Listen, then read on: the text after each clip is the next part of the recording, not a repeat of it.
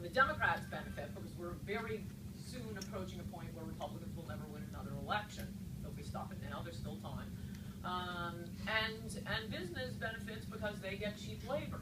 Cheaper and cheaper and cheaper labor. And I mean, is it that Boehner wants to go work for a lobbyist himself, or is it that all these guys are surrounded by congressional staff? And they want the job lobbying after. I suspect a lot of it is the staff, and Republicans just don't hear the truth. But you know, if Republicans are themselves going to lie constantly, there's no hope for the country.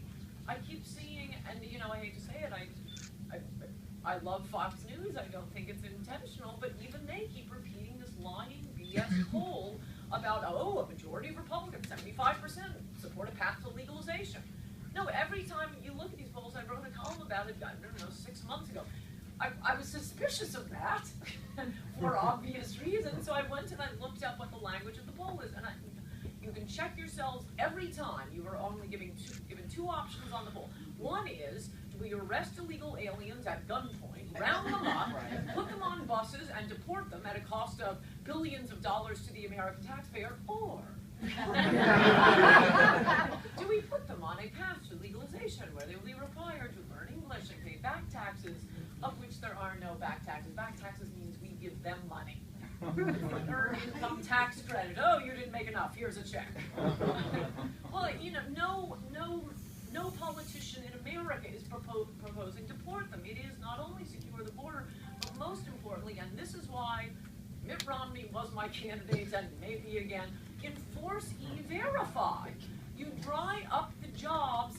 Nobody rounded them up to get them here. Nobody's going to have to round them up to get them home. They will go home, I assume, the same way they came. And I never understood what was so offensive about the phrase self-deportation.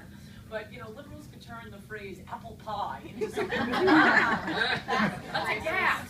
That's a gaffe. We're not rounding them up. We're just going to make it difficult for them to get jobs. And I would suggest, contra the governor of New Jersey and many others, maybe we shouldn't be giving people who break our laws and come here and are a burden on the taxpayers, maybe we shouldn't be giving them in-state tuition, is my thought. And driver's licenses.